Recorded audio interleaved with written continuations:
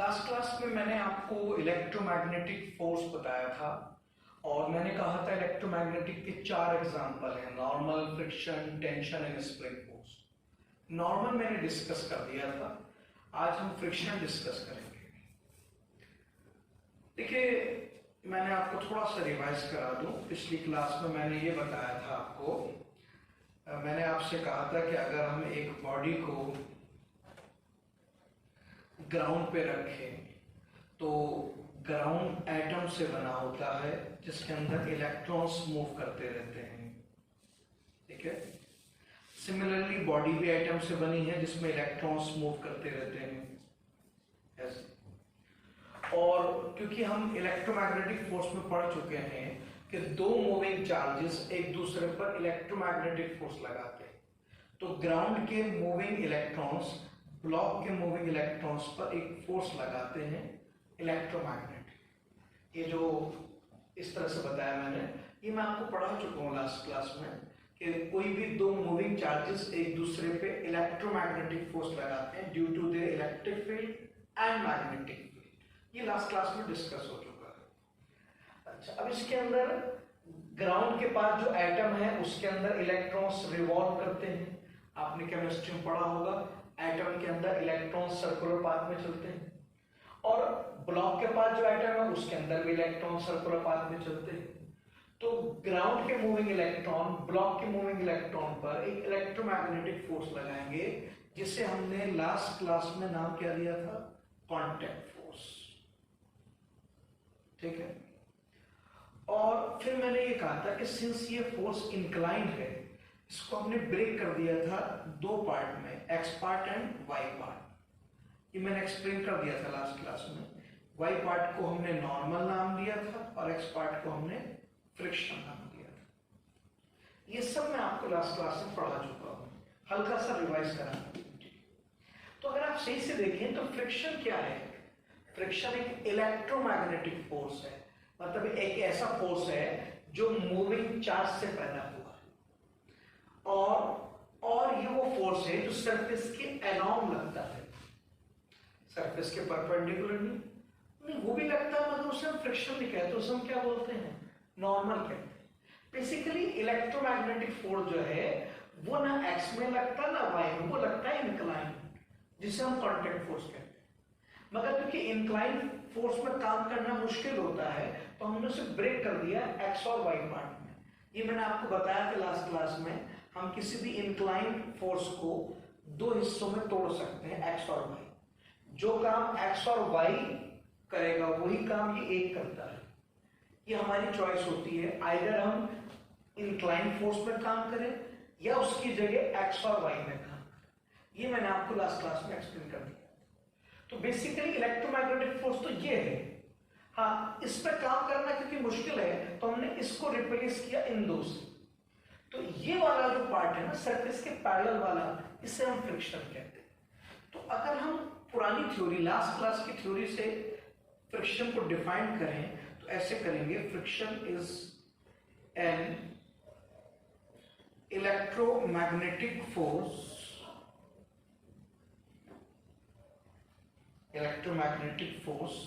acting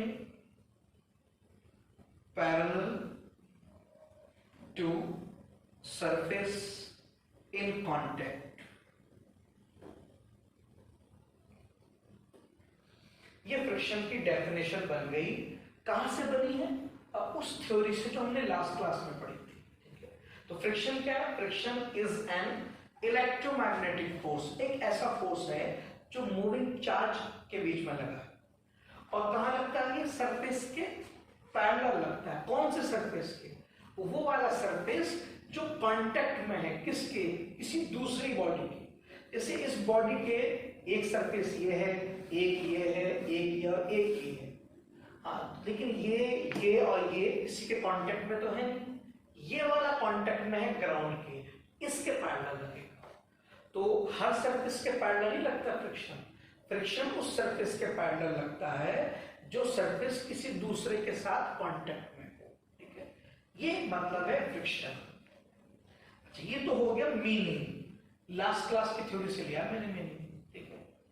अब बात ये आती है कि फ्रिक्शन अगर इलेक्ट्रोमैग्नेटिक फोर्स है, मूविंग चार्ज से लगता है, तो फिर वो जो 9th-10th में हम पढ़ते थे कि friction is a opposing force develop due to roughness और इरेगुलरिटीज, वो रफनेस इरेगुलरिटीज वो वाली बात तो यहाँ पे कोई इंक्लूड ही नहीं हुई है।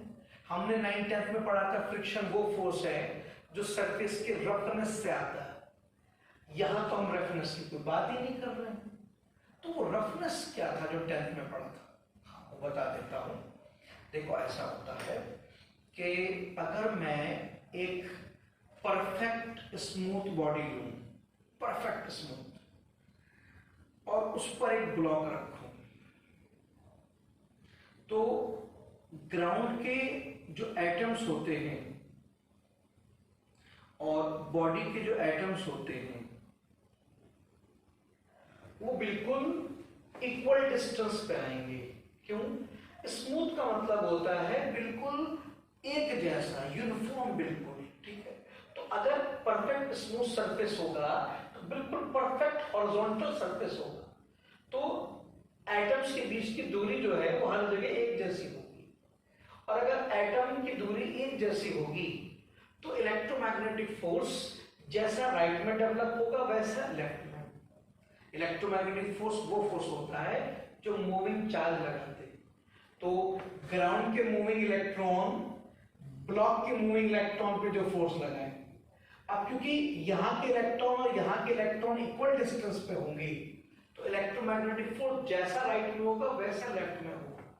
और अगर इलेक्ट्रोमैग्नेटिक फोर्स राइट और लेफ्ट में एक जैसा होगा तो जो इलेक्ट्रोमैग्नेटिक फोर्स का रिजल्टेंट आएगा वो 90 डिग्री पे आएगा, जिसे हमने कांटेक्ट फोर्स नाम दिया था। 90 पे क्यों भाई?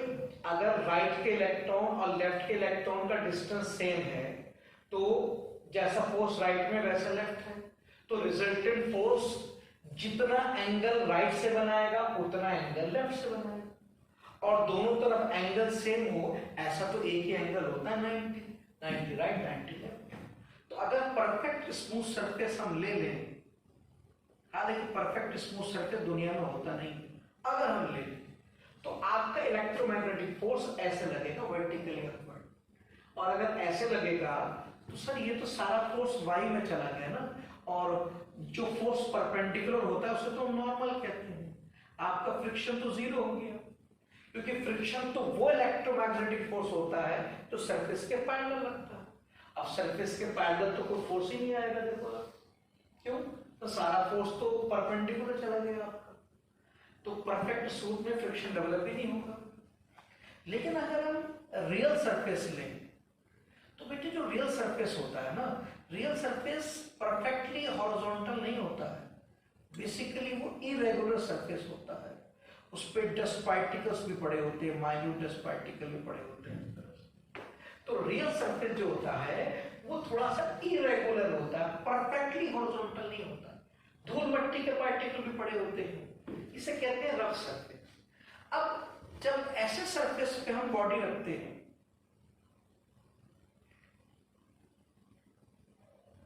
ऐसे, तो अब क्या होता है बेटे, अब क्योंकि ये रफ सरफेस है, इरेगुलर सरफेस है, तो अब जो ग्राउंड के इलेक्ट्रॉन्स हैं, मूविंग इलेक्ट्रॉन्स इनसाइड एटम, और जो ब्लॉक के मूविंग इलेक्ट्रॉन्स हैं इनसाइड एटम, अब वो एक जैसे डिस्टेंस पे नहीं होंगे, कहीं ये डिस्टेंस ज्यादा होगा तो कहीं कम होगा। क्यों? बीच में इरेगुलरिटीज है ना, परफेक्टली हॉरिजॉन्टल तो सरफेस रहा नहीं है, तो ये डिस्टेंस कुछ और होगा, ये कुछ और होगा, ये कुछ और होगा। अब राइट का इलेक्ट्रोमैग्नेटिक फोर्स और लेफ्ट का एक जैसा नहीं होगा, तो अब जो रिजल्टेंट इलेक्ट्रोमैग्नेटिक फोर्स लगेगा वो परफेक्टली वर्टिकली लगेगा, दोनों साइड से एंगल एक जैसा नहीं बढ़ेगा, एक तरफ का एंगल कम होगा, एक तरफ का ज्यादा होगा। किधर का ज्यादा होगा? तो जिधर ये नजदीक आ गया, मान लो यहाँ पर ये नजदीक आ गया तो इनका फोर्स ज्यादा होगा, तो रिजल्टेंट उसकी तरफ से डेविएट करेगा, तो अब इलेक्ट्रोमैग्नेटिक फोर्स आपका इंक्लाइन लगेगा, वर्टिकल नहीं लगेगा। वर्टिकल तब लगता है जब राइट का फोर्स और लेफ्ट का फोर्स बिल्कुल सेम हो, जब दोनों साइड के फोर्स सेम हो तो दोनों साइड के एंगल भी सेम होते हैं। मगर क्योंकि यहाँ पे डिस्टेंस कहीं ज्यादा है कहीं कम है, तो इलेक्ट्रोमैग्नेटिक फोर्स जो पैदा होगा वो इंक्लाइन पैदा होगा, मतलब एक तरफ से एंगल कम होगा एक तरफ से ज्यादा होगा। अब रिजल्टेंट ऐसा नहीं आएगा, दोनों साइड से इक्वल एंगल नहीं बनाएगा, एक तरफ से कम एंगल बनाएगा एक तरफ से ज्यादा एंगल बनाएगा। क्यों? अनसिमेट्री आ गई ना, कहीं पे डिस्टेंस कम है कहीं ज्यादा है। तो यहाँ पर अब फोर्स इंक्लाइन हो गया। और लास्ट क्लास में बताया था इंक्लाइन फोर्स के दो पार्ट होते हैं, एक वाई पार्ट और एक एक्स पार्ट। अब देखो, अब नॉर्मल भी आया और फ्रिक्शन भी आ गया। तो मुझे बताओ फ्रिक्शन कब आया? जब आपका सरफेस क्या था? रफ था। रफ का मतलब इरेगुलर होता है।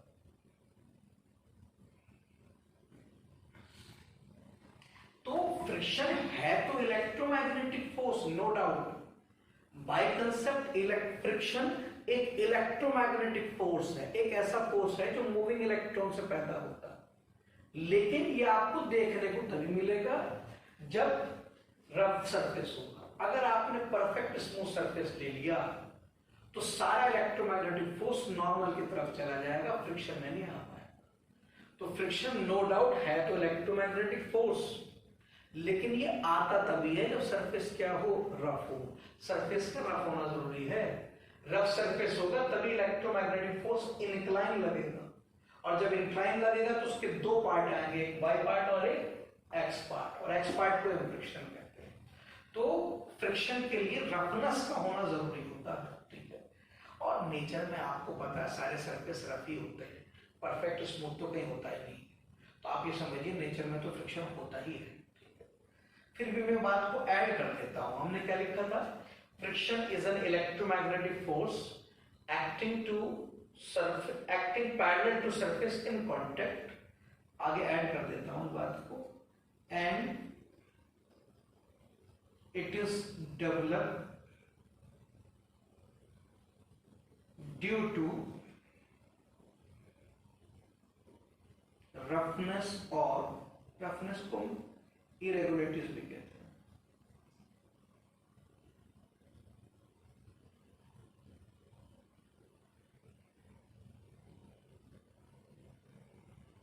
अब दोनों बातें आ गई, अब कंसेप्ट भी आ गया और वो 10th क्लास वाली बात भी इंक्लूड हो गई।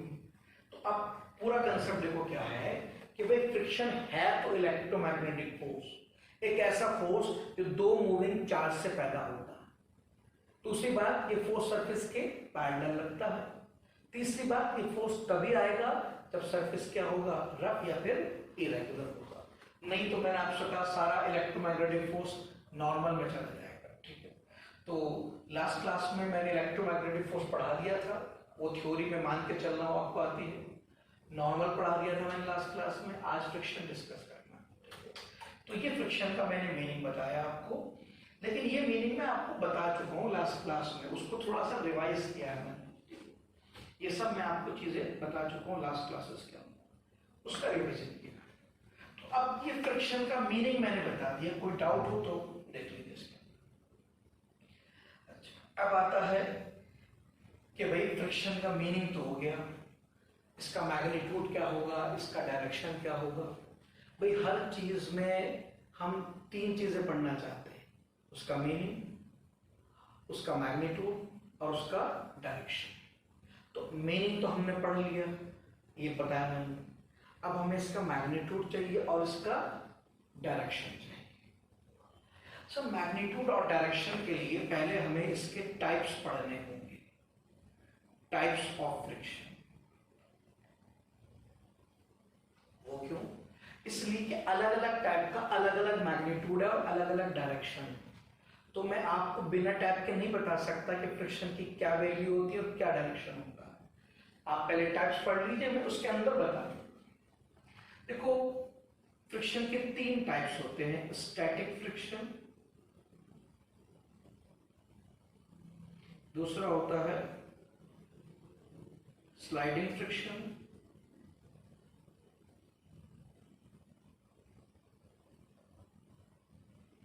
और तीसरा होता है रोलिंग फ्रिक्शन।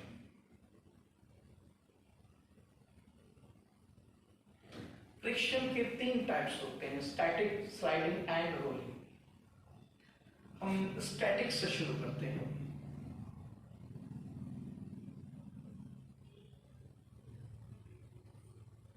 सबसे पहले तो हम जानना चाहते हैं स्टैटिक फ्रिक्शन किसे बोलते हैं।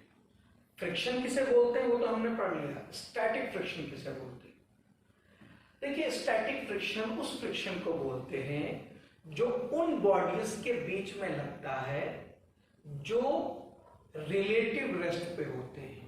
क्या बोला मैंने? स्टैटिक फ्रिक्शन उस फ्रिक्शन को बोलते हैं जो उन बॉडीज के बीच में लगता है जो रिलेटिव रेस्ट पे होते हैं।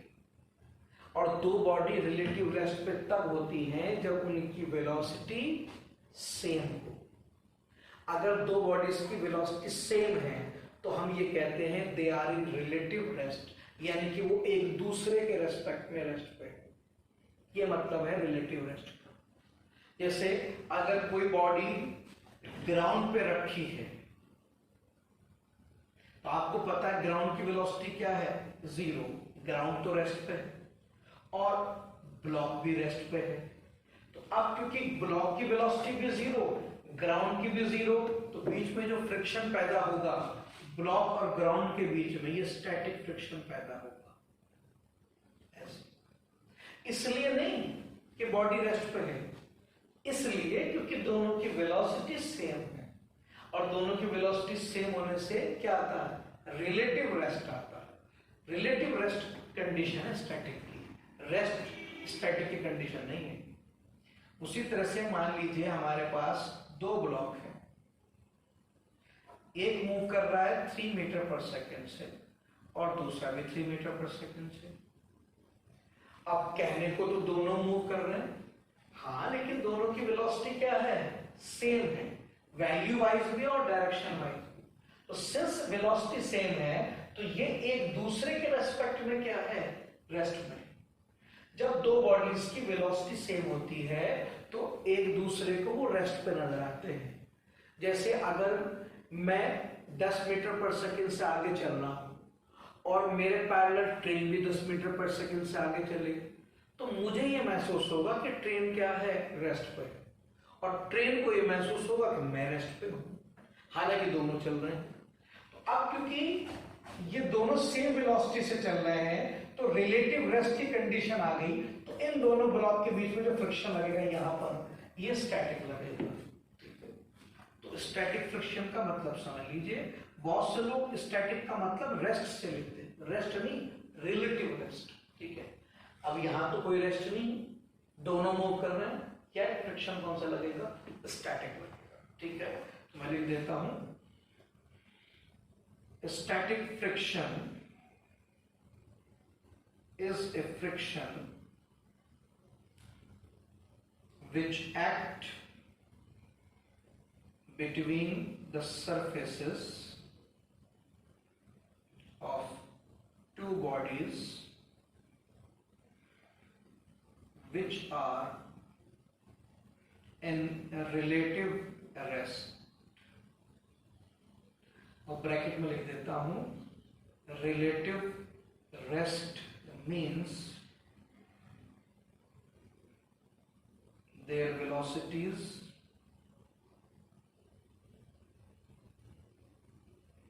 Are same both in magnitude and direction. पूरी बात लिख दी मैंने। स्टैटिक फ्रिक्शन वो फ्रिक्शन है जो उन सरफेसेस के बीच में लगेगा जो रिलेटिव रेस्ट पे हो। और रिलेटिव रेस्ट क्या है? रिलेटिव का मतलब है उन दोनों की वेलोसिटी सेम होगी, वैल्यू वाइज भी और डायरेक्शन वाइज भी, जैसे उस केस को देखते। तो ये दोनों केस स्टैटिक के हैं। स्टैटिक फ्रिक्शन लगेगा, ब्लॉक और ग्राउंड के बीच में स्टैटिक लगेगा और इन दोनों ब्लॉक के बीच में स्टैटिक। क्यों? क्योंकि दोनों की वेलोसिटी क्या है? सेम। तो ये तो हो गई स्टैटिक फ्रिक्शन की पहचान। मतलब एग्जाम में अगर कोई क्वेश्चन आए तो हम कैसे पहचानेंगे कि वो स्टैटिक है? उनकी वेलोसिटी से पहचानेंगे। ठीक है, अच्छा, ये तो पहचान हो गई। अब बात करते हैं मैग्नीट्यूड, स्टैटिक का मैग्नीट्यूड क्या होता है? देखो, जो स्टैटिक फ्रिक्शन का मैग्नीट्यूड होता है वो होता है self adjusting, is self adjusting. Static friction fix नहीं होता, वो अपनी वैल्यू को क्वेश्चन टू क्वेश्चन चेंज करता है, एडजस्ट करता है। क्यों? वो कहता है मेरी वैल्यू फिक्स नहीं है, मेरा एम फिक्स है। स्टैटिक फ्रिक्शन पूरी कोशिश करता है कि बॉडी रिलेटिव रेस्ट पे रहे, क्योंकि स्टैटिक फ्रिक्शन लगता ही रिलेटिव रेस्ट में है, तो वो ये चाहता है कि बॉडी रिलेटिव रेस्ट में रहे। तो रिलेटिव रेस्ट में रखने के लिए जो वैल्यू भी सूटेबल होगी वो पैदा करेगा। ठीक है? अब जैसे मान लीजिए यहां पर हमने एक ब्लॉक रख दिया ऐसे, इस तरह से, और कोई फोर्स नहीं लगाया। अब बताओ, अगर हम उस पर कोई फोर्स नहीं लगाते तो क्या बॉडी मूव करना चाह रही है? नहीं, हमने फोर्स ही लगाया तो वो मूव करना क्यों चाहेगी? हाँ, तो अब ऐसे केस में फ्रिक्शन ये कहता है कि भाई जब आपने फोर्स ही नहीं लगाया तो बॉडी तो नेचुरली रेस्ट पे है, और जब बॉडी खुद ही रेस्ट पे है तो मुझे इसे रेस्ट पे रखने की जरूरत है ही नहीं, तो मेरी यहां कोई जरूरत नहीं है। तो स्टैटिक फ्रिक्शन अपनी वैल्यू 0 पे एडजस्ट कर ले। अब ये मत समझना कि यहां पे फ्रिक्शन नहीं है, फ्रिक्शन है, मगर फ्रिक्शन कहता है कि मेरी जरूरत नहीं है इस वक्त आपको, मेरा काम है बॉडी को रिलेटिव रेस्ट पे रखना। वो पहले से ही रिलेटिव रेस्ट पे, तो मेरी क्या जरूरत है आपको? तो वो अपनी वैल्यू 0 एडजस्ट कर ले रहा है। तो सरफेस रफ है, फ्रिक्शन भी है, मगर फ्रिक्शन ने अपनी वैल्यू क्या कर ली है? 0 कर ली है। कहता जरूरत नहीं तो खाम का क्यों लगाएगा? अच्छा, अब जैसे इसको ऐसे समझिए ना, मान लीजिए टीचर कब डांटता है? जब क्लास में बच्चे शोर मचाते हैं तभी तो डांटता है। अब आप ये कहें सर 1 घंटा हो गया आपने डांटा नहीं, अब 1 घंटे से कोई बोला ही नहीं तो जबरदस्ती फिर डांटूंगा मैं। अब जब 1 घंटे से क्लास वैसे ही शांत होकर पढ़ रही है तो कोई डांटने की जरूरत नहीं। अब इसका ये मतलब तो नहीं कि टीचर नहीं क्लास में, टीचर है, उसे डांटना भी आता है, लेकिन डांटेगा तो तब ना जब डांटने की कोई जरूरत होगी। डांटने का पर्पस क्या है? बच्चों को चुप करो, वो बेचारे पहले से ही चुप है, तो फिर डांटने की कोई जरूरत नहीं। ऐसे फ्रिक्शन का मामला है।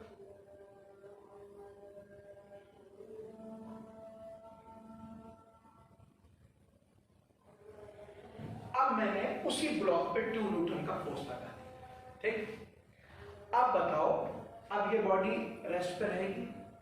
नहीं, 2 न्यूटन उसे आगे पुश करेगा। हाँ, अब क्योंकि 2 न्यूटन उसे आगे पुश कर रहा है तो अब फ्रिक्शन कहता है अब मेरी जरूरत है, अब मैं आऊंगा। क्यों? क्योंकि मैं चाहता हूं कि बॉडी क्या रहे? रिलेटिव रेस्ट पर रहे, और कोई मनुष्य आकर उसे बिगाड़ना चाहता है।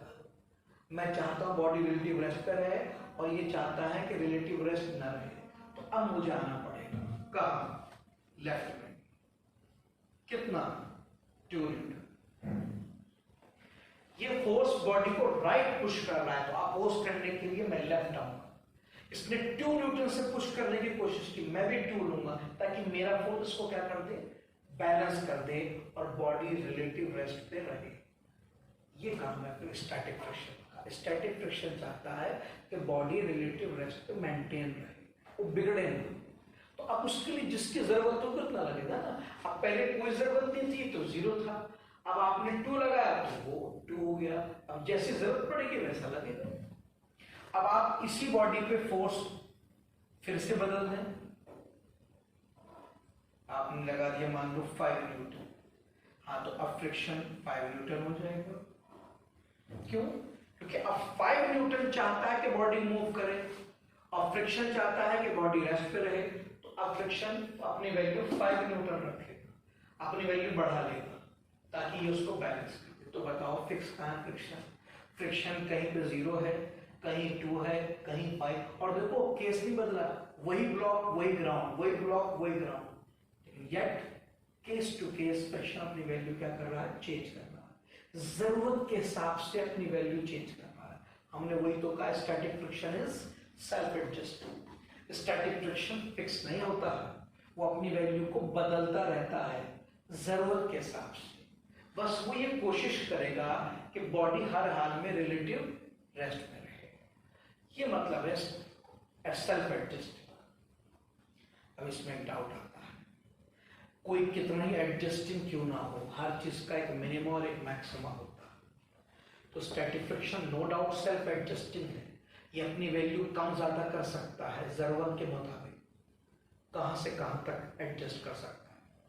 हाँ, वो मैं बता देता हूं कि स्टैटिक फ्रिक्शन जो होता है अपनी वैल्यू को 0 से लेकर म्यूएस एन तक एडजस्ट कर सकता है। यहाँ पर म्यूएस क्या है, ये है coefficient of static friction,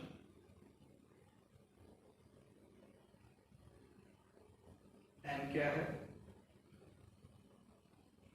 normal between surfaces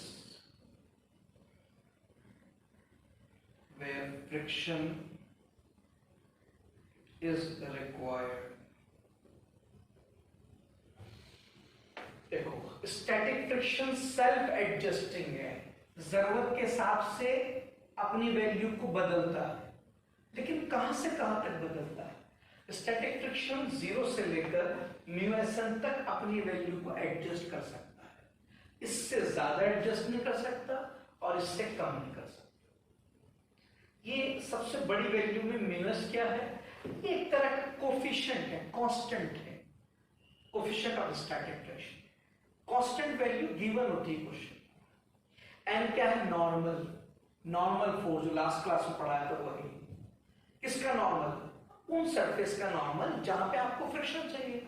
अब फ्रिक्शन ग्राउंड पे चाहिए तो नॉर्मल भी ग्राउंड का लोगे। देखो, हर सरफेस पे एक नॉर्मल और एक फ्रिक्शन होता है। मैंने लास्ट क्लास में पढ़ाया था आपको कि जब भी आप कांटेक्ट बनाते हैं तो कांटेक्ट बनने से एक नॉर्मल और एक फ्रिक्शन आता है। ये बात मैंने आपको लास्ट क्लास में बता दी थी कि जब भी एक बॉडी किसी दूसरी बॉडी के साथ कांटेक्ट बनाती है तो कांटेक्ट बनाने से एक नॉर्मल एक फ्रिक्शन पैदा होता है। जैसे मैं इस समय फ्लोर पे खड़ा हूं तो मैं फ्लोर के कांटेक्ट में हूं तो फ्लोर से मुझे एक नॉर्मल मिल रहा होगा, लास्ट क्लास में पढ़ाया था, एक फ्रिक्शन मिल रहा। अब अगर मैं टेबल को भी टच करने लगूं तो मेरे दो कांटेक्ट हो गए, एक मैं फ्लोर के कांटेक्ट में हूं, एक मैं टेबल। अब मुझे फ्लोर भी एक नॉर्मल एक फ्रिक्शन देगा और टेबल भी एक नॉर्मल एक फ्रिक्शन देगी। तो अब अगर मुझे फ्लोर का फ्रिक्शन चाहिए तो नॉर्मल भी फ्लोर का ही लूंगा, टेबल का नहीं लूंगा। और अगर टेबल का फ्रिक्शन चाहिए तो फिर नॉर्मल भी टेबल का ही लूंगा। ठीक है, तो वही तो कह रहा, नॉर्मल लेंगे आप, लेकिन कौन सा। ये नहीं कि पागलों की तरह कोई सा भी नॉर्मल ले लिया, ये नहीं कि पता लगा क्वेश्चन में 3 नॉर्मल थे आपने कोई सा भी उठा लिया। नहीं, अच्छी तरह देखो आपको फ्रिक्शन कहाँ का चाहिए। अगर आपको फ्रिक्शन ग्राउंड का चाहिए तो फिर देखो ग्राउंड का नॉर्मल कौन सा है वो वाला लेंगे, तब आएगा आंसर, वरना गलत हो जाएगा। ये जो म्यूएसन है इसको लिमिटिंग फ्रिक्शन कहते हैं। लिमिटिंग का मतलब होता है मैक्सिमम।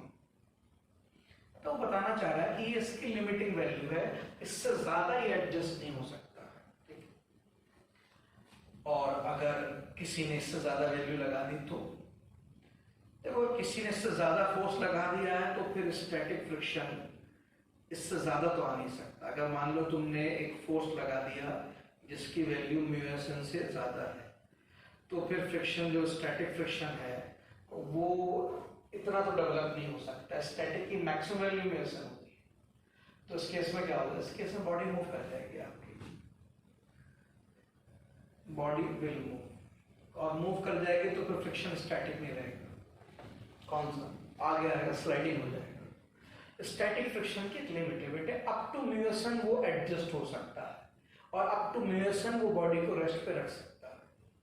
अगर आपका फोन उससे भी ज्यादा है तो फ्रिक्शन स्टैटिक फ्रिक्शन हार जाता है, वो अपनी हिम्मत छोड़ देता है, कहता है भाई अब इससे ज्यादा मैं अपोज नहीं कर सकता, अब तुम्हें चलाना ही है बॉडी को, तुमने कसम ही खा लिया तो चलाओ, मैं हार गया। ठीक है, और स्टैटिक फ्रिक्शन भी लगना बंद हो जाता, फ्रिक्शन ही नहीं होता, नहीं वो स्टैटिक खत्म हो जाता, दूसरा लगेगा स्लाइडिंग, वो आगे बढ़ेंगे। तो स्टैटिक फ्रिक्शन की बेटा एक लिमिट है, उससे ज्यादा वो एडजस्ट नहीं हो सकता। और यही रीजन है कि हम बॉडी को मूव करा सकते हैं, लेकिन आप बॉडी को मूव कब करा पाएंगे? जब आपका फोर्स म्यूएसन से भी क्या होगा? अगर आपका फोर्स म्यूएसन से कम है तो आप बॉडी को मूव नहीं करा पाएंगे। क्यों?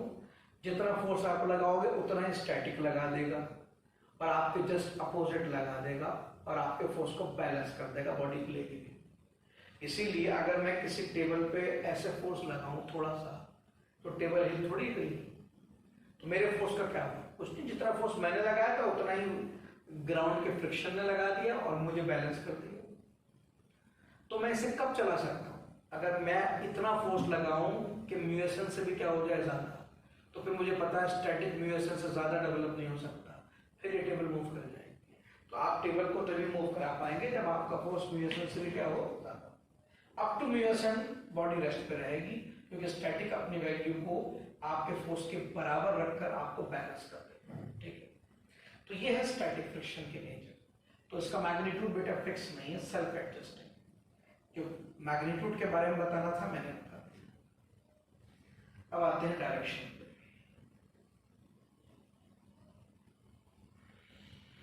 डायरेक्शन क्या होता है स्टैटिक? देखो, स्टैटिक फ्रिक्शन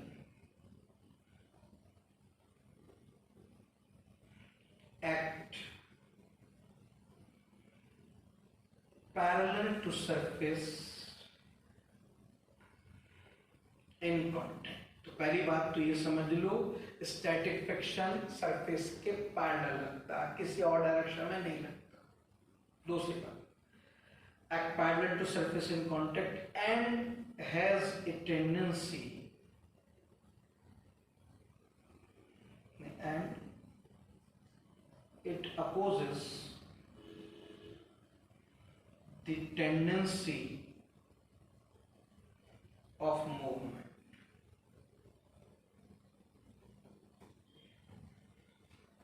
स्टैटिक फ्रिक्शन में दो चीजें ध्यान रखना। पहली चीज, वो सरफेस इन कांटेक्ट के पैरेलल लगता है।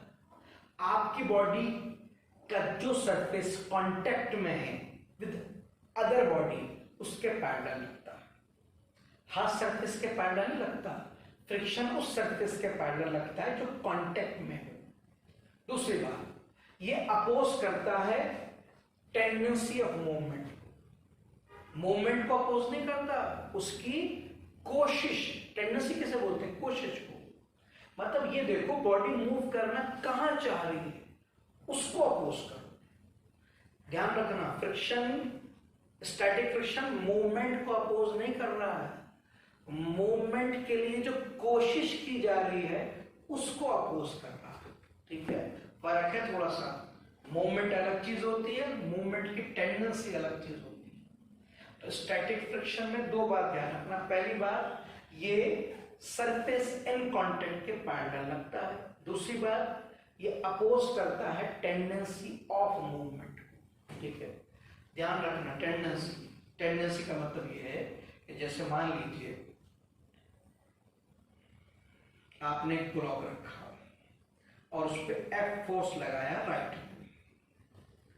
अब ये बताओ, ये जो F तुमने लगाया है इसकी कोशिश क्या है?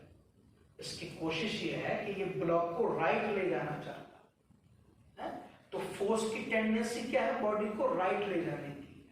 हाँ, तो फ्रिक्शन लगेगा लेफ्ट में, क्योंकि फोर्स की टेंडेंसी बॉडी को राइट ले जाने की थी, तो उसे अपोज करने के लिए फ्रिक्शन कहाँ लगेगा? लेफ्ट में लगेगा।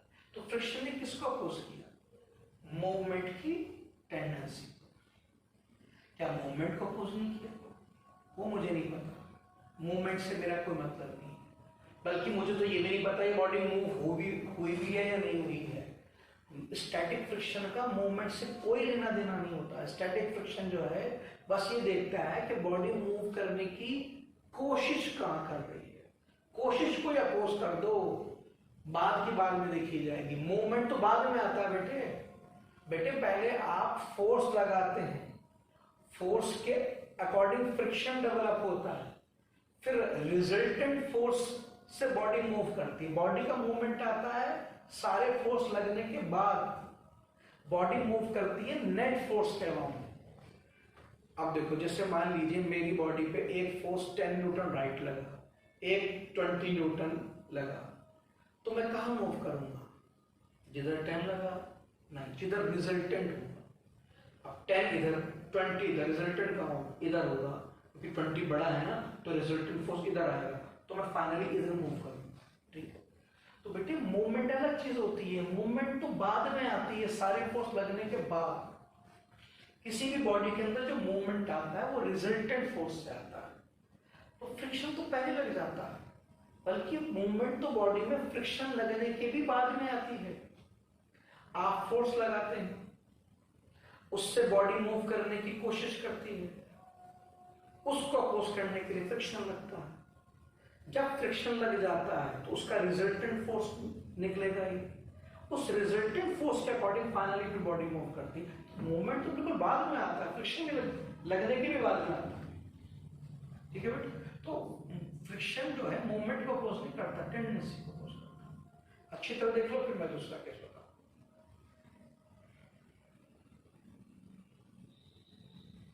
अब दूसरा एग्जाम्पल लेते हैं।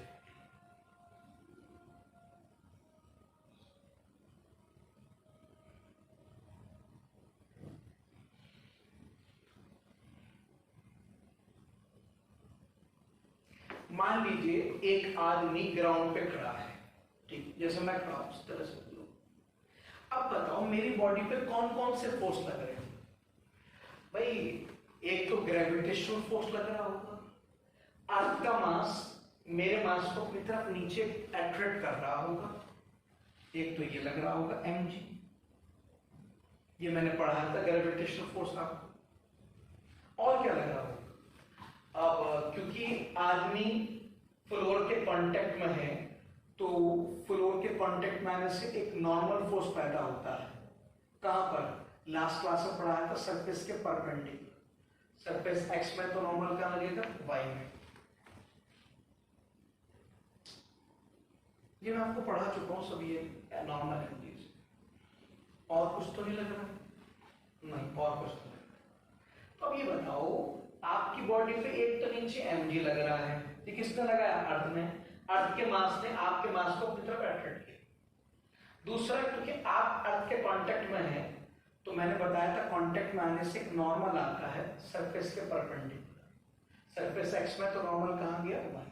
ये मैं पढ़ा चुका हूं आपको लास्ट क्लास में। अब ये दोनों फोर्स तो वाई में है।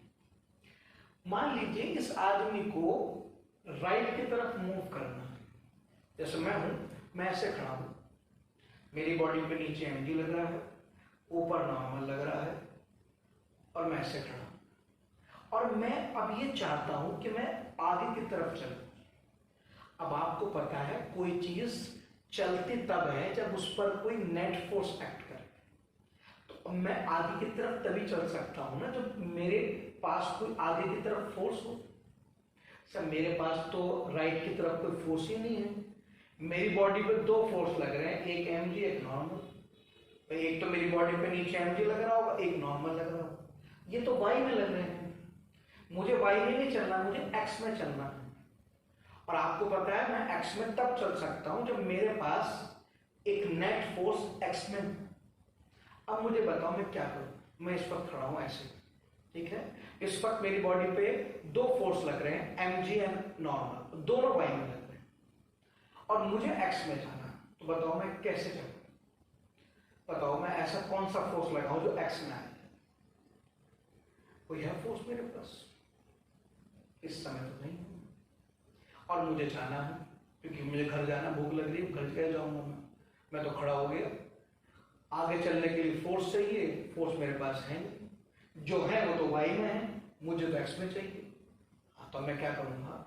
मैं अपना जो पैर है ये लेग, मैं इसे हिट करूंगा ग्राउंड पे पीछे की तरफ, ऐसे अपनी लेग को हिट करूंगा ग्राउंड पे पीछे। जब मैं लेग को ग्राउंड पे हिट करूंगा तो बेसिकली मैं अपनी लेग से ग्राउंड पे क्या लगाऊंगा? एक फोर्स लगाऊंगा, ठीक। तो जब मैं अपनी लेग से ग्राउंड पर एक फोर्स लगाऊंगा पीछे की तरफ, तो क्योंकि मैं लेग को पीछे हिट कर रहा हूं, तो बेसिकली मैं ग्राउंड के रेस्पेक्ट में कहां जाने की कोशिश कर रहा हूं? अभी गया नहीं हूं, कोशिश क्या कर रहा हूं? भाई मुझे आगे जाना है तो मैं क्या कर रहा हूं, अपनी लेग को पीछे हिट कर रहा हूं, ऐसे मार रहा हूं पीछे की तरफ, ऐसे। तो मुझे बताओ जब मैं अपने पैर को पीछे मारूंगा तो ग्राउंड के रेस्पेक्ट में मैं कहां जाने की कोशिश कर रहा हूं? पीछे। तो ग्राउंड अपोज करने के लिए मुझे क्या देगा? एक फ्रिक्शन देगा। कौन सा? Static friction. और कहां देगा? अब क्योंकि मैं अपनी लेग को पीछे हिट कर रहा हूं ग्राउंड पे, तो मेरी टेंडेंसी पीछे जाने की है, तो ग्राउंड का फ्रिक्शन मुझे अपोज करने के लिए फ्रिक्शन कहां देगा? आगे देगा। ये आगे देगा। किसने दिया? ग्राउंड ने दिया। आगे क्यों दिया? कि मैंने अपनी लेग को पीछे हिट किया, तो बेसिकली मैंने कोशिश क्या की? पीछे जाने की कोशिश की। और आपको पता है स्टैटिक फ्रिक्शन आपकी कोशिश को अपोज करता है, क्योंकि आपने पैर पीछे मारा, पीछे जाने की कोशिश की, तो ग्राउंड ने जो फ्रिक्शन दिया वो आपकी टेंडेंसी को अपोज करने के लिए आगे दिया। अब ये फ्रिक्शन जो मेरे पे लगा है ये एक्स में लगा है, अब इसकी वजह से मेरी बॉडी आगे की तरफ क्या करने लगेगी? मूव करने लगेगी। अब ये बताओ मेरी बॉडी जो मूव अब करेगी वो किसकी वजह से करेगी? इस फ्रिक्शन की वजह से। मैं फ्रिक्शन की वजह से चलूंगा। अब बताओ कौन कहता है फ्रिक्शन मूवमेंट को अपोज करता है? यहां तो फ्रिक्शन की वजह से क्या पैदा हुआ है? मूवमेंट पैदा हुआ। अगर ये फ्रिक्शन ना आता तो मेरी बॉडी पे एक्स में कोई फोर्स ही डेवलप ना होता, मैं आगे चल ही ना पाता बिल्कुल भी। जब तक एक्स में फोर्स नहीं आएगा मैं चलूंगा कैसे? बिना फोर्स को चल सकता हूं? अब आप बताओ मुझे जो एक्स डायरेक्शन में मूवमेंट मिली है फ्रिक्शन ने तो दी है, और इसके अलावा तो कोई फोर्स एक्स में है ही नहीं। आप कहेंगे सर फ्रिक्शन तो मूवमेंट को अपोज करता है। वही तो कह रहा हूं, नहीं करता मूवमेंट को अपोज, टेंडेंसी को अपोज करता है, मेरे मूव करने की कोशिश को अपोज करता है। हाँ, मेरे मूव करने की कोशिश को इसने अपोज किया है। कैसे? मुझे जब आगे जाना था तो मैंने अपना पैर कहां मारा था? पीछे मारा था, कोशिश की थी पीछे जाने की, उसने अपोज करने की फ्रिक्शन कहां दिया था? जब उसमें एक बात आती है, जब मुझे पहले से मालूम था कि मुझे आगे जाना है तो मैंने अपनी लेग को पीछे क्यों मारा? कोशिश पीछे क्यों की? वो मैंने चालाकी की, मुझे पता था कि ग्राउंड मेरी कोशिश को क्या करता है? अपोज करता है। अब मैं अपने मन की बात क्यों बताऊं? मुझे जाना आगे ही था, लेकिन मुझे पता था कि अगर मैं ग्राउंड को सच बोल दूं और उसे बता दूं कि मुझे आगे जाना है और उसके वजह से मैं पैर को आगे मारूं, मुझे पता है ग्राउंड जो फ्रिक्शन देगा वो पीछे दे देगा, और अगर फ्रिक्शन पीछे आ गया तो फोर्स की पीछे आएगा तो मैं आगे नहीं, मैं पीछे जाऊंगा, फिर पीछे चलूंगा ना मैं, और जाना मुझे आगे है। तो मैंने थोड़ा ग्राउंड से झूठ बोला, चालाकी दिखाई। मुझे जाना आगे था, लेकिन ये बात मैंने मन में रखी, ग्राउंड को नहीं बताई। मैंने ग्राउंड से झूठ बोला और मैं पैर पीछे मारा, ग्राउंड को ये शो किया देखो मैं पीछे जाना चाहता हूँ, तो ग्राउंड ने तुरंत मेरी टेंडेंसी को अपोज करने के लिए फ्रिक्शन कहाँ दे दिया? आगे दे दिया। और जब फ्रिक्शन मेरे पे लग गया और आगे लग गया तो फोर्स आगे है तो मूवमेंट भी कहाँ हो गया? आगे हो गया। अब एक ही तो फोर्स है, एफ आ गया तो मूवमेंट भी कहाँ आएगी? आगे। तो बेटा फ्रिक्शन से तो चलते हैं। आप सरफेस को स्मूथ कर दो, तेल डाल दो सरफेस पे, एक कदम नहीं चल पाओगे आप सरफेस। क्यों? जब सरफेस स्मूथ हो जाएगा तो फ्रिक्शन डेवलप नहीं होगा, और जब एक्स में कोई फोर्स नहीं होगा आप चल ही नहीं पाएंगे। इसलिए हम चाहते हैं सरफेस रफ हो, रफ सरफेस पे चल सकते हैं हम। इनफैक्ट हम चलते ही फ्रिक्शन की वजह से, वरना हम चल नहीं पाएंगे। हाँ, लेकिन फ्रिक्शन से झूठ बोलना पड़ता है। जाना आगे हो तो पैर पीछे मारना पड़ता है। जब हम पैर पीछे मारते हैं तो हम अपनी टेंडेंसी पीछे जाने की रखते हैं, क्योंकि हमें पता है कि हम अगर पैर पीछे मारेंगे तो तुरंत फ्रिक्शन अपोज करने के लिए हमें फोर्स कहाँ देगा? आगे देगा, और जब फोर्स आगे मिल जाएगा तो मूवमेंट भी आगे आ जाएगी। तो थोड़ा सा उल्टा काम करना पड़ता है, ठीक है। हाँ, लेकिन फाइनली मूवमेंट तो आ गई ना, और किससे आई? फ्रिक्शन से आई है। तो फ्रिक्शन मूवमेंट को अपोज नहीं कर रहा है, कर भी नहीं सकता, क्योंकि मूवमेंट तो बाद में आती है, सारे फोर्स लगने के बाद। फ्रिक्शन पहले लग जाता है, फ्रिक्शन लगने के बाद सारे फोर्स लग जाते हैं, उसके बाद रिजल्टेंट फोर्स से बॉडी मूव करती है। तो बेटा मूवमेंट तो बिल्कुल लास्ट में आती है, फ्रिक्शन लगने के भी बाद में। तो तो मैं किसी ऐसी चीज को अपोज कैसे कर सकता हूँ जो मेरे बाद में आए? भाई मैं किसी ऐसी चीज को अपोज कर सकता हूँ जो मेरे पहले आए, जो मेरे बाद में आएगी मुझे क्या पता कहाँ आएगी वो, तो मैं अपोज कैसे कर सकता हूँ? ठीक है, तो ये ध्यान रखना, फ्रिक्शन मूवमेंट को अपोज नहीं करता, मूवमेंट की टेंडेंसी को अपोज करता। अच्छा, अब इसमें एक बात कुछ लोग पूछते हैं कि सर जब हम चलते हैं तो क्या फ्रिक्शन स्टैटिक लगता है? क्योंकि हम स्टैटिक फ्रिक्शन पढ़ रहे हैं और उसी का हमने एग्जाम्पल लिखा है, तो क्या चलते वक्त स्टैटिक फ्रिक्शन होता है? हाँ बेटे, जब हम अपने चलते हैं तो पैर को पीछे हिट करते हैं ऐसे ऐसे, तो बेटा आपने देखा हो जब पैर को हिट करते हैं ना तो हिट करते रोक देते हैं ना, तो ग्राउंड के रिस्पेक्ट में हम रेस्ट पे रहते हैं। बेसिकली देखो हम क्या करते हैं, अब चलने का तरीका हमारा क्या होता है, हम एक पैर को पीछे हिट करते हैं ऐसे और हिट करते रोक देते हैं, उसे हिट करने के बाद नहीं चलाते और फिर दूसरे पैर को आगे चलाते हैं, दूसरे पैर को आगे उठाते हैं। तो देखो जिस पैर को हम आगे उठा रहे हैं, चला रहे हैं, उस पर तो फ्रिक्शन ही नहीं है, क्यों? वो तो हवा में चल रहा है। हमारे चलने का तरीका देखो सही से, हम एक पैर को जमीन पे हिट करते हैं और हिट करके रोक देते हैं, उसे नहीं चलाते, दूसरे वाले को चलाते हैं। जिसको चलाते हैं उसमें मूवमेंट है, लेकिन वो तो हवा में है, वो तो हवा में चलता है ना, दूसरा पैर तो हवा में तो कोई फ्रिक्शन होता है नहीं। जो पैर आपका जमीन पे रखा हुआ है उस पर लग रहा है फ्रिक्शन, और जो पैर जमीन पे रखता है हम उसको कभी नहीं चलाते, तो स्टैटिक फ्रिक्शन तो लगता है बेटा हमारे पैर पे। हम बेसिकली इसके एक लेग के फ्रिक्शन से बॉडी में मूवमेंट पैदा कर देते हैं, ऐसा है ना। इस बात से कोई फर्क नहीं पड़ता कि फ्रिक्शन इस लेग पे लगे इस लेग पे, पूरी बॉडी में फोर्स कहीं भी लग जाए बॉडी तो मूव करी जाएगी ना।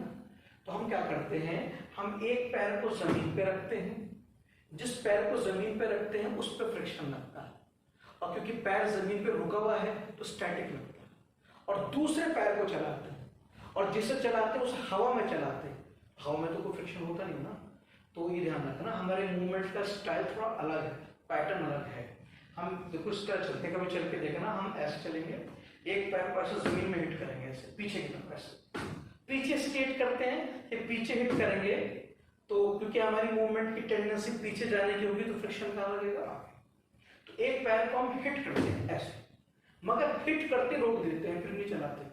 जैसे ही पैर ग्राउंड को हिट करता है रुक जाता है, तो क्योंकि पैर रुक जाता है तो फ्रिक्शन कौन सा लगता है? स्टैटिक। और पैर क्योंकि पीछे हिट करता है तो फ्रिक्शन कहाँ लगता है?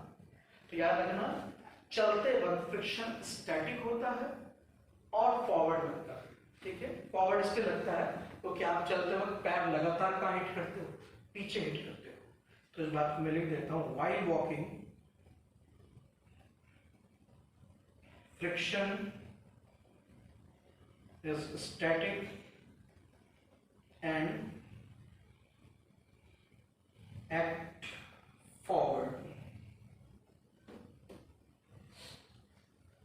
ये ध्यान रखना, अच्छी तरह समझ लेना चलते वक्त दोनों बातें। पैर को हिट करते ही रोक देते हैं, हिट करने के बाद नहीं चलाते। फ्रिक्शन ग्राउंड का, जब पैर ग्राउंड पे आ जाता है तो रुक जाता है, फ्रिक्शन स्टैटिक लगता है।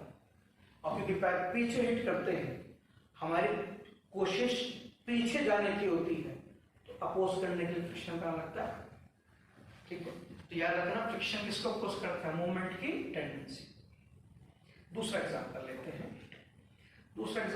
हैं, बाइसाइकिल का।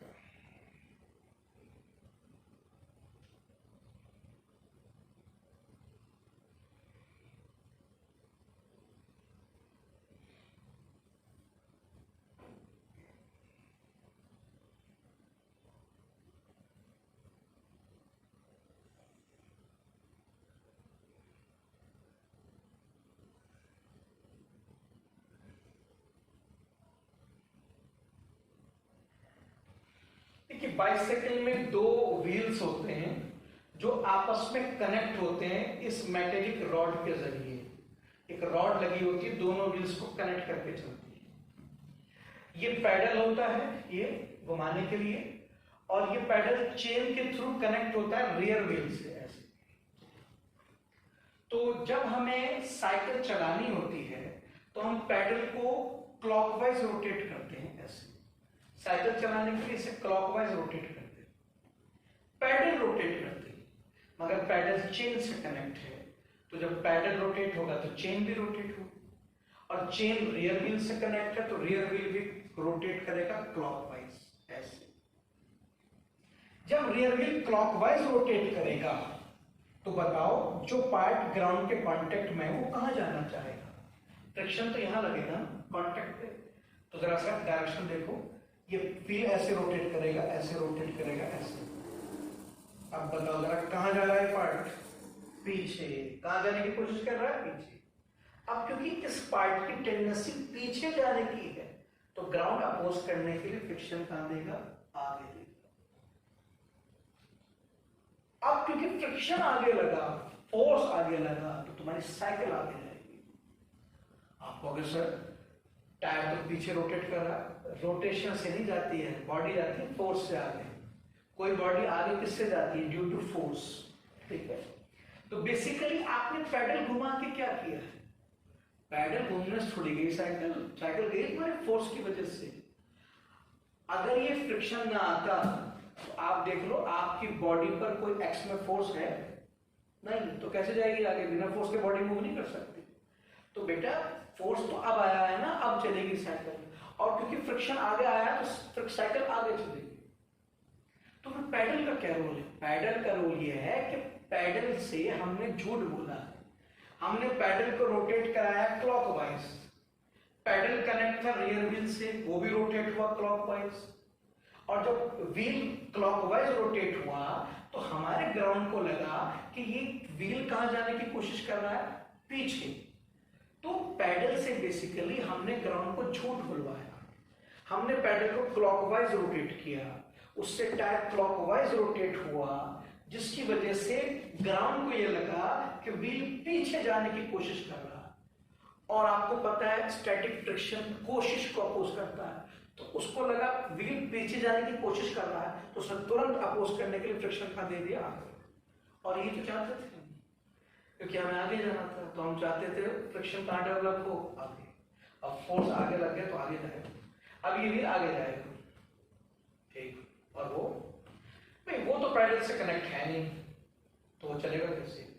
चलेगा ऐसे कि जब फ्रिक्शन इस पे लगेगा आगे तो ये व्हील आगे चलेगा, ये व्हील आगे मूव करेगा ऐसे, क्योंकि फ्रिक्शन फोर्स आगे लगेगा तो बॉडी आगे मूव करेगी। जब ये आगे चलेगा तो ये दोनों व्हील कनेक्ट हैं रॉड से। तो अब मान लीजिए मैं और आगे वाला आदमी बीच में डंडा लेके खड़े हैं, तो जब मैं आगे चलूंगा तो मैं डंडे से उसको पुश करूंगा आगे की तरफ। क्यों भाई? मेरे और आगे वाले आदमी के बीच में एक लाठी लगी हुई है, डंडा। अब जब मैं आगे बढ़ूंगा तो डंडे से उसको पुश करूंगा ना, तो जब फ्रिक्शन इस पे लगेगा आगे और ये आगे मूव करेगा, तो क्योंकि इनके बीच में डंडा लगा हुआ है तो व्हील, पीछे वाला व्हील डंडे से इसको आगे पुश करेगा ऐसे, यहां से एक फोर्स लगाएगा आगे की तरफ, डंडे से पुश करेगा ऐसे ऐसे। और जब ये डंडा इसको आगे पुश करेगा तो ये पॉइंट कहां जाएगा?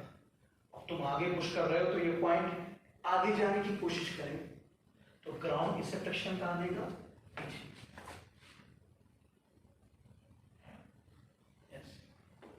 ठीक है, अच्छा अब ये जो एफ डंडे से लगा है ये तो बेकार है। क्यों? क्योंकि डंडा साइकिल का एक हिस्सा है, और जो फोर्स बॉडी के अंदर से डेवलप हो इंटरनल फोर्स होता है, और इंटरनल फोर्स बॉडी को मूव नहीं करा सकते। कोई बॉडी मूव तब करती है जब उस पर कोई एक्सटर्नल फोर्स लगे, मतलब ऐसा फोर्स लगे जो बाहर से लगे, जैसे कि फ्रिक्शन। फ्रिक्शन कौन लगा रहा है? ग्राउंड लगा रहा है साइकिल पे, तो ग्राउंड साइकिल का हिस्सा तो नहीं है ना, तो जो फोर्स ग्राउंड लगाएगा साइकिल पे वो एक्सटर्नल है, उससे साइकिल चलती है।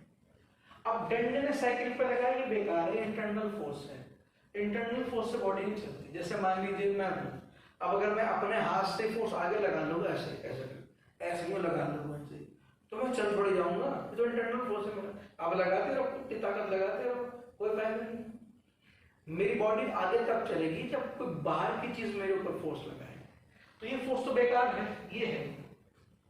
अब आप कहेंगे सर इस पर पीछे क्यों लगा? ऐसा ना, इसे पैडल से कनेक्ट ही नहीं किया मैंने, इसे तो छोड़ दिया था मैंने ऐसे ही। मैंने पैडल से इसको कनेक्ट किया था, पैडल को क्लॉकवाइज रोटेट किया, तो ये भी क्लॉकवाइज रोटेट हुआ ऐसे, और जब ये रोटेट हुआ तो ये पीछे जाने की कोशिश कर रहा था, तो ग्राउंड ने अपोज करने के फ्रिक्शन कहां दे दिया, आगे। इस पे फ्रिक्शन लगा तो इससे इसके अंदर मूवमेंट आई आगे की तरफ। जब ये आगे मूव हुआ, इसने उसको आगे पुश किया। पुश करने की वजह से ये पॉइंट आगे की तरफ कोशिश करने लगा। अब क्योंकि ये आगे की तरफ कोशिश कर रहा है, इसकी वजह से तो ग्राउंड ने अपोज करने के लिए फ्रिक्शन पीछे दे दिया।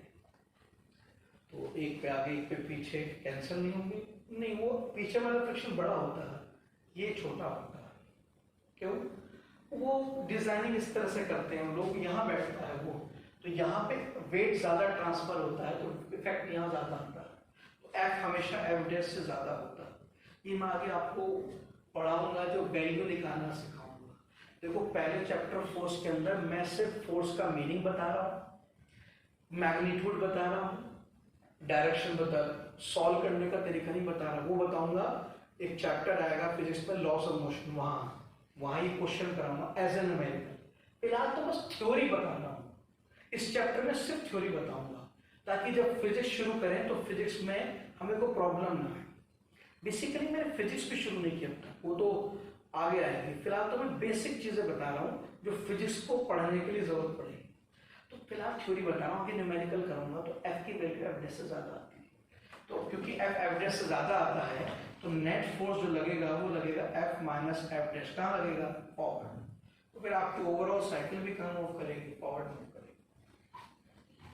अब कुछ लोग ये कहते हैं कि सर अगर पैडल से इसको भी कनेक्ट कर देते तो इसको भी फ्रिक्शन आगे लग जाता, तो दोनों फोर्स ऐड हो जाते तो ज्यादा अच्छा था।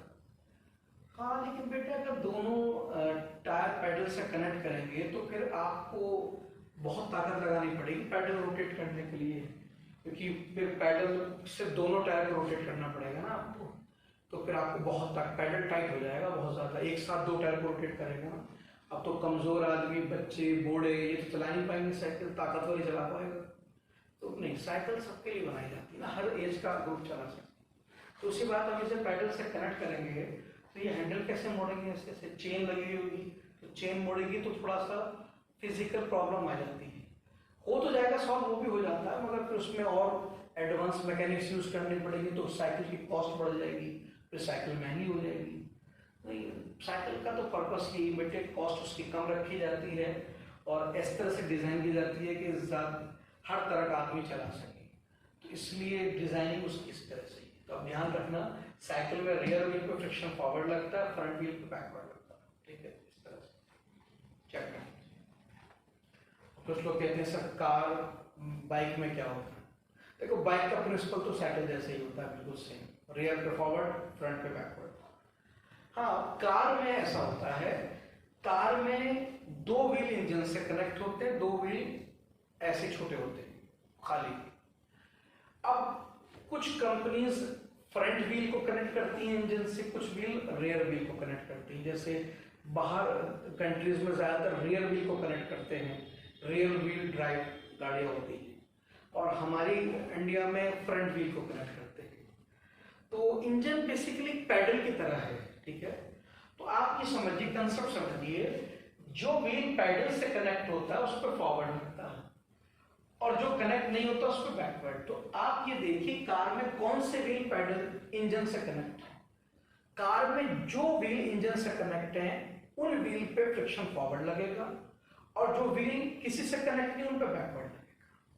अच्छा, अब एग्जामिनर क्वेश्चन देगा कार के रिगार्डिंग, तो वो बता देगा कि कौन से व्हील कनेक्ट है। तो जो व्हील इंजन से कनेक्ट है उन पे फॉरवर्ड, जो कनेक्ट नहीं है उन पे बैकवर्ड।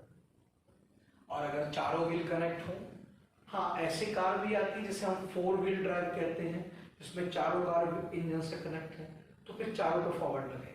पर ध्यान रखना, जो चीज इंजन, जो व्हील इंजन से कनेक्ट है उस पर फ्रिक्शन फॉरवर्ड लगता है, और जो इंजन से कनेक्ट ना हो उस पर बैकवर्ड लगता है। ये कंसेप्ट बता दिया। तो फिलहाल मैंने फ्रिक्शन का मीनिंग बताया और उसका एक टाइप बताया, स्टैटिक। अब चलते हैं अगले टाइप पर, स्लाइडिंग फ्रिक्शन। स्लाइडिंग फ्रिक्शन कब लगता है? स्लाइडिंग फ्रिक्शन तब लगता है जब दो बॉडीज रिलेटिव मूवमेंट में हो। स्लाइडिंग फ्रिक्शन उन दो बॉडीज के बीच में लगता है जो रिलेटिवली मूव करती हो। रिलेटिवली मूव करने का मतलब एक दूसरे के रेस्पेक्ट में मूव करती हो। मतलब एक बॉडी को ये महसूस हो कि दूसरी मूव कर रही। ऐसा कब होता है? ऐसा तब होता है जब दोनों की वेलोसिटी डिफरेंट होती है। अगर दो बॉडीज की वेलोसिटी डिफरेंट है तो वो एक दूसरे के रेस्पेक्ट में मूव करती है, और ऐसी बॉडीज के बीच में स्लाइडिंग फ्रिक्शन लगता है। जैसे ये ग्राउंड पे एक बॉडी है ऐसे, और ये मूव कर रही है 2 मीटर पर सेकेंड। अब ग्राउंड तो मूव नहीं कर रहा, ग्राउंड की वेलोसिटी तो 0, अब ब्लॉक की वेलोसिटी 2। एक मूव नहीं कर रहा और एक कर रहा है, तो आपकी वेलोसिटी डिफरेंट है, तो ग्राउंड के रिस्पेक्ट में ब्लॉक मूव कर रहा होगा और ब्लॉक के रिस्पेक्ट में ग्राउंड को लग रहा होगा कि ब्लॉक आगे जा रहा है, और ब्लॉक को लग रहा होगा कि ग्राउंड पीछे जा रहा है। ये रिलेटिव मूवमेंट आ गई है। तो अब ब्लॉक और ग्राउंड के बीच में फ्रिक्शन जो लगेगा वो स्लाइडिंग लगेगा। ये ऐसे देख लीजिए, मान लीजिए दो बॉडीज में, इसकी वेलोसिटी 5, इसकी 3, अलग अलग है ना, तो इसको लगेगा ये मूव कर रहा है और इसको लगेगा ये मूव कर रहा है। अब क्योंकि दोनों को एक दूसरे बॉडी मूव करती नजर आएगी तो रिलेटिव मूवमेंट है, इन दो बॉडी के बीच में जो फ्रिक्शन लगेगा वो स्लाइडिंग लगेगा। ठीक है,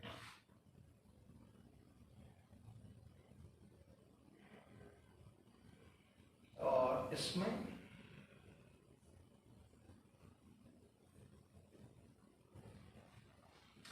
ये सेम वेलोसिटी है डिफरेंट? डिफरेंट क्यों? डायरेक्शन तो अलग अलग है ना। सेम का मतलब होता है वैल्यू वाइज भी सेम हो, डायरेक्शन भी। इसके डायरेक्शन अलग है, और डायरेक्शन अलग अलग है, तो इसको ये बॉडी चलती हुई नजर आएगी और इसको ये बॉडी चलती हुई नजर आएगी। और जब एक बॉडी को दूसरी बॉडी चलती हुई नजर आए तो उसे हम रिलेटिव मूवमेंट कहते हैं, और रिलेटिव मूवमेंट के बीच में जो फ्रिक्शन लगता है वो स्लाइडिंग लगता है। तो स्लाइडिंग फ्रिक्शन वो फ्रिक्शन है जो उन दो बॉडीज के बीच में लगता है जो आपस में रिलेटिवली मूव करती हैं। जब दो बॉडी एक दूसरे के रेस्पेक्ट में मूव करें तो बीच में जो फ्रिक्शन पैदा होता है वो स्लाइडिंग होता है। और दो बॉडीज एक दूसरे के रेस्पेक्ट में मूव तब करती हैं जब उनकी वेलोसिटीज डिफरेंट होती है। तो मैं लिख देता हूं ये बात भी, sliding friction is a friction which act between the surfaces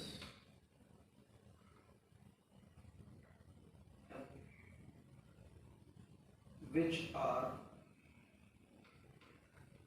in relative motion। आगे लिखिए,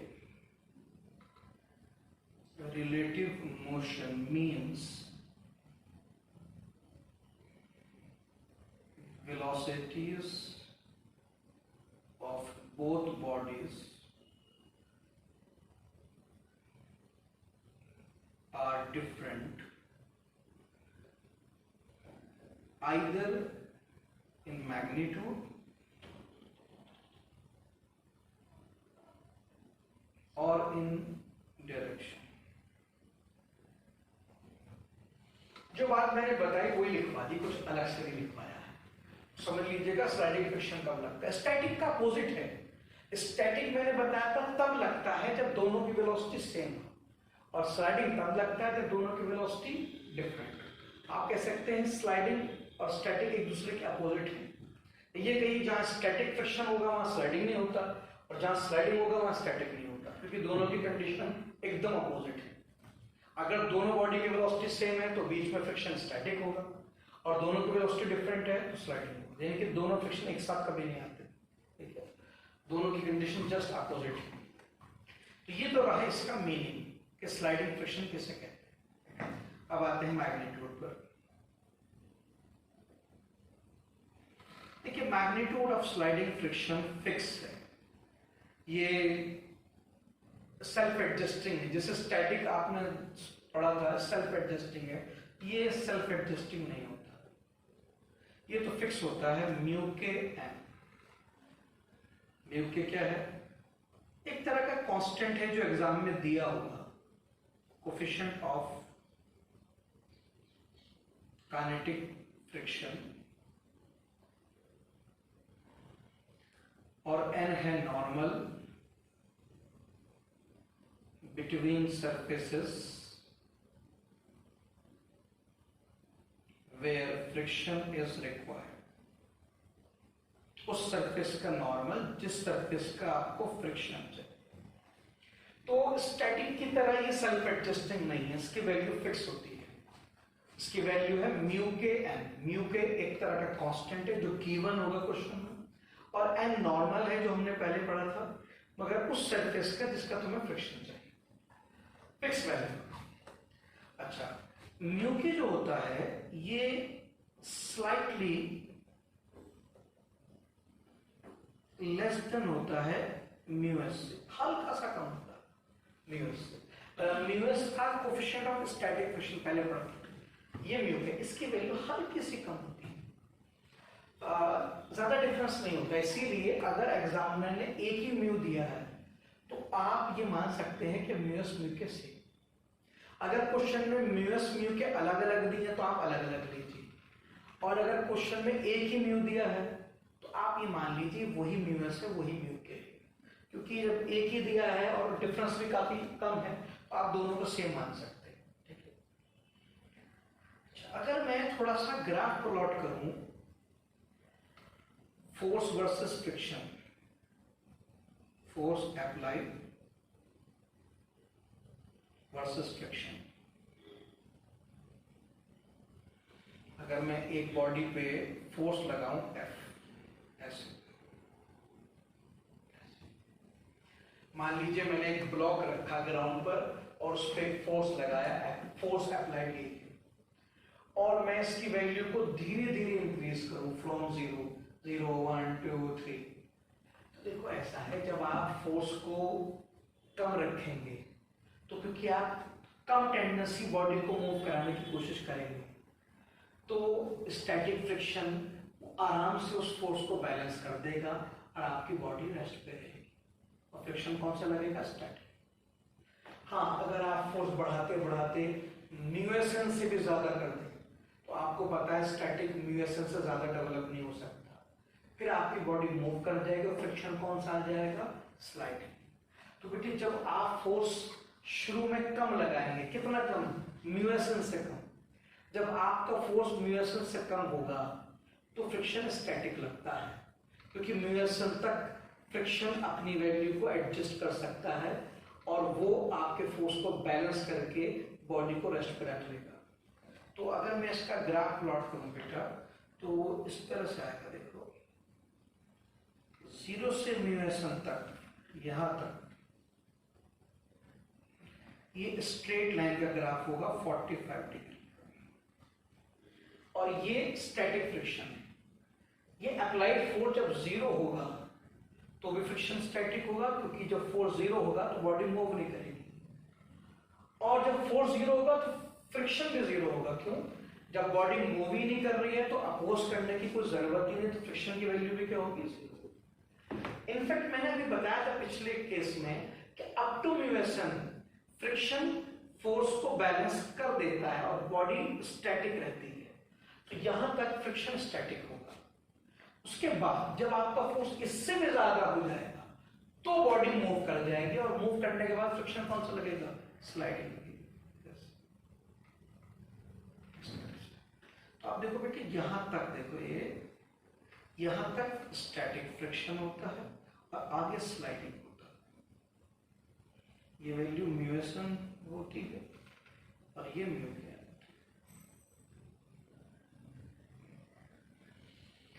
तो मैंने ये ग्राफ प्लॉट किया है, ये ग्राफ हर किताब में मिलेगा, फेमस ग्राफ। इसमें कोई खास चीज नहीं, बस एग्जाम में बताना चाह रहा है कि भाई जब आप बॉडी पे कम फोर्स लगाते हैं, म्यूएसन से कम, तो बॉडी आपकी रेस्ट पे रहती है। क्यों? अप टू म्यूएसन फ्रिक्शन फोर्स को आराम से बैलेंस कर देता है और बॉडी को मूव नहीं करने देता, इसलिए बॉडी स्टैटिक कंडीशन में रहती है, फ्रिक्शन भी स्टैटिक लगता है। हाँ, जब आप म्यूएसएन से ज्यादा फोर्स लगाते हैं तो फ्रिक्शन उसको ओवरकम नहीं कर पाता, बॉडी मूव कर जाती है और फ्रिक्शन कौन सा हो जाता है, स्लाइडिंग, जिसकी वैल्यू कांस्टेंट होती है। ये हो गया। तो यहां तक सेल्फ एडजस्टिंग है। आप देखो स्टैटिक फ्रिक्शन सेल्फ एडजस्टिंग है, बदल रहा है। कितना बदल रहा है? 45 डिग्री का मतलब दोनों बराबर होंगे, जितना फोर्स उतना फ्रिक्शन। 45 डिग्री का मतलब होता है एक्स कोऑर्डिनेट और वाई कोऑर्डिनेट बराबर। तो यहां तक फोर्स और फ्रिक्शन बराबर चलेंगे, बिल्कुल यहां तक फोर्स फ्रिक्शन बराबर। उसके बाद फ्रिक्शन हमेशा के लिए क्या हो जाएगा, कांस्टेंट हो जाएगा। तो मैंने स्टैटिक में स्टैटिक की वैल्यू पढ़ाई थी, स्लाइडिंग में स्लाइडिंग की। अब इस ग्राफ से दोनों को कंपेयर कर दिया मैंने और कुछ नहीं, ठीक है। अब देख लीजिए तो प्रॉब्लम हो चुकी है। ग्राफ ऐसे ही हर किताब में दिया है तो मैंने बता दिया। अब मैंने स्लाइडिंग फ्रिक्शन का मैग्नीट्यूड बता दिया। अब क्या रह गया, direction, direction of sliding friction. देखो स्लाइडिंग फ्रिक्शन में अगेन पहली बात तो यह है, it act parallel to surface in contact. ये कंडीशन स्टैटिक के लिए थी। And it opposes relative movement.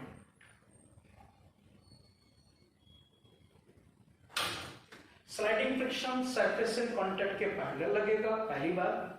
Relative movement को अपोज करेगा। स्टैटिक किसको अपोज करता था, मूवमेंट की टेंडेंसी को, मूवमेंट की कोशिश को। स्टैटिक ये देखता था कि बॉडी कहां जाने की कोशिश कर रही है, स्लाइडिंग कोशिश नहीं देखता।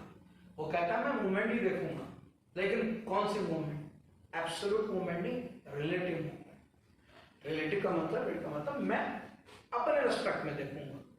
कौन कह रहा है, वो सरफेस कह रहा है जो फ्रिक्शन लगाएगा। जैसे आपकी बॉडी ग्राउंड पे चल रही है तो फ्रिक्शन कौन लगाएगा, ग्राउंड लगाएगा। तो ग्राउंड ये कहता है कि मैं अपने रेस्पेक्ट में देखूंगा बॉडी कहां जा रही है, फिर अपोज करूंगा उससे। जैसे मान लीजिए हमारे पास दो बॉडी हैं, body A and body B. अब बॉडी बी चल रही है 3 से, ये चल रही है 5 से। अब बताओ बी और ए कांटेक्ट में है तो इनके बीच में फ्रिक्शन लगेगा। यहां पर ए बी पे लगाएगा और न्यूटन थर्ड लॉ के अकॉर्डिंग बी ए पे लगाएगा। पहले वो फ्रिक्शन देखते हैं जो ए बी पे लगाएगा। जब ए बी पे लगाएगा तो क्योंकि ए लगा रहा है तो ए अपने रेस्पेक्ट में देखेगा बी कहां जा रहा है। बताओ ए के रेस्पेक्ट में बी कहां जाएगा, आप कहेंगे आगे जाएगा। आपके रेस्पेक्ट में नहीं, उसके रेस्पेक्ट में। बताओ उसकी स्पीड इससे ज्यादा है, ए 5 मीटर पर सेकंड से चल रहा है, बी 3, क्योंकि इसकी स्पीड इससे भी ज्यादा है तो इसको ये महसूस होगा ये कहां जा रहा है, ये पीछे जा रहा है। इसके रेस्पेक्ट में तो पीछे जा रहा होगा ना, तो अपोज करने के लिए फ्रिक्शन कहां लगा देगा, ये आगे लगा देगा। अब आप कहेंगे सर ये तो आगे जा रहा था, आपसे क्या मतलब, फ्रिक्शन आप थोड़े लगा रहे हैं, फ्रिक्शन ए लगा रहे हैं। भाई बॉडी बी पे फ्रिक्शन कौन लगाएगा, बॉडी ए। बॉडी बी के कांटेक्ट में ए तो है, जो कांटेक्ट में होगा वो तो लगाएगा फ्रिक्शन। अब बी के कांटेक्ट में ए है तो ए लगाएगा ना। आपसे मतलब नहीं, ए से मतलब है। ए के रेस्पेक्ट में बी कहां जा रही है, पीछे, क्योंकि ए की वेलोसिटी बी से भी क्या है, ज्यादा। हाँ, तो अपोज करने के लिए फ्रिक्शन है। ऐसे ही ए पे कौन लगाएगा फ्रिक्शन, बी। हाँ, तो फिर बी देखेगी मेरे रेस्पेक्ट में ए कहां जा रहा है।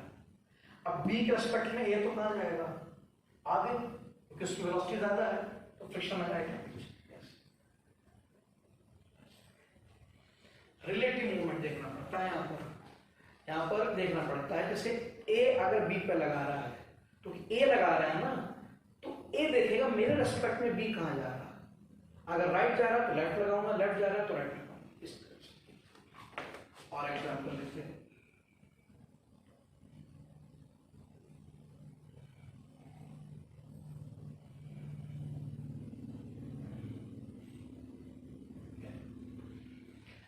अब ये B है, ये A है, और दोनों क्योंकि कांटेक्ट में है तो यहाँ पे स्लाइडिंग फ्रिक्शन लगेगा।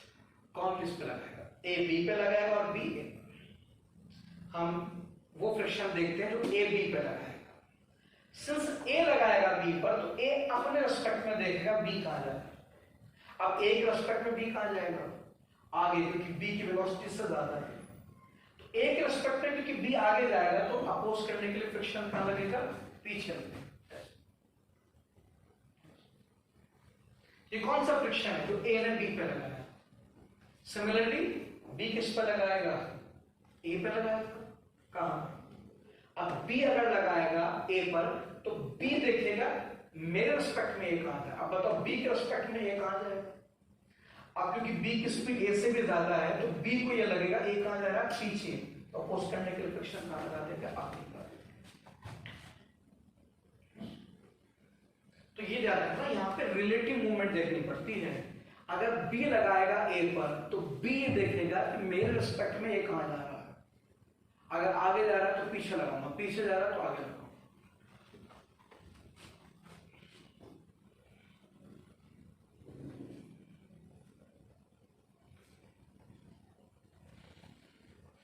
पहले बताओ स्टैटिक लगेगा या स्लाइडिंग? स्लाइडिंग। डायरेक्शन अलग अलग है। अगर डायरेक्शन भी अलग अलग है तो भी वेलोसिटी डिफरेंट ही मानी जाती है। और डिफरेंट वेलोसिटी के बीच में फ्रिक्शन कौन सा लगता है? स्लाइडिंग। स्टैटिक तब लगता है जब वेलोसिटी सेम हो both in magnitude and in direction. Sliding लगेगा। ये इस पे लगाएगा और ये इस पे लगाएगा। नाम देता हूं A and B. A B पे लगाएगा। ए अगर बी पे लगाएगा तो ए देखेगा मेरे रिस्पेक्ट में बी कहां जाएगा। अब बताओ ए के रिस्पेक्ट में बी कहां जा रही है? आगे। तो फ्रिक्शन कहां लगेगा? पीछे। उसी तरह से बी ए पे लगाएगा। जब बी ए पे लगाएगा तो बी देखेगा मेरे रिस्पेक्ट में ए कहां जा रहा है। अब बी के रिस्पेक्ट में ए कहां जा रही है? लेफ्ट। तो फ्रिक्शन कहां लगेगा? राइट। इस तरह से ये है स्लाइडिंग। स्टैटिक का कंसेप्ट अलग है। स्टैटिक में तो मूवमेंट की टेंडेंसी देखी जाती है। ये देखा जाता है बॉडी मूव करने की कोशिश क्या कर रही है। यहां कोशिश नहीं देखी जाती, यहां तो देखा जाता है मूव कहां कर रहा है, लेकिन मेरे रिस्पेक्ट। मेरे का मतलब जो फ्रिक्शन लगाएगा। तो यहां पे रिलेटिव मूवमेंट का बहुत बड़ा चक्कर है। आप अपने अकॉर्डिंग मत देखना, आपसे कोई मतलब नहीं। आप थोड़ी लगा रहे फ्रिक्शन, ए बी पे लगा रहा है और बी ए पे लगा रहा है। तो जब ए बी पे लगाएगा तो ए के रिस्पेक्ट में देखेंगे बी कहां जा रहा है और उसके ठीक अपोजिट क्या लगाएंगे? फ्रिक्शन। थोड़ा सा मुश्किल कंसेप्ट है तो उसका एक जुगाड़ बता देता हूं। जब दोनों की वैल्यू अलग अलग हो वेलोसिटी की, तो छोटी वैल्यू पे अलोंग वेलोसिटी लगाना फ्रिक्शन और बड़ी वैल्यू पे अपोजिट वेलोसिटी लगाना। आप देख लो इनमें से कौन छोटा है? ये छोटा है, इसके अलोंग लगेगा और बड़ी के अपोजिट। आप देख लो बड़ी के अपोजिट लगेगा और छोटी के अलोंग लगेगा। और जब वैल्यू सेम हो, डायरेक्शन अलग हो, तो फ्रिक्शन दोनों के अपोजिट लगता है। ये जुगाड़ है। दोबारा सुनो, अगर दोनों की वेलोसिटी की वैल्यू अलग अलग है तो छोटी वैल्यू के अलोंग लगेगा फ्रिक्शन, बड़ी वैल्यू के अपोजिट लगेगा। और अगर वैल्यू सेम है लेकिन डायरेक्शन अलग अलग है तो दोनों वैल्यू के अपोजिट लगता है स्लाइडिंग फ्रिक्शन। ये जुगाड़ है, इसमें दिमाग लगाना पड़ेगा। ये तो रट लीजिए, काम हो जाएगा। ठीक है, तो कंसेप्ट क्या हो मैंने बता दिया। कोई डाउट हो तो देख लीजिए। और बाकी मैंने जुगाड़ बता दिया। डिफरेंट वैल्यू में छोटी वैल्यू के अलोंग लगाओ, बड़ी वैल्यू के अपोजिट। सेम वैल्यू में दोनों के अपोजिट लगाओ। ये स्लाइडिंग फ्रिक्शन का डायरेक्शन। अब मैंने स्लाइड स्टैटिक भी बता दिया और स्लाइडिंग भी बता दिया है। यहां तक कोई डाउट हो तो मुझे बता दीजिए। देखिए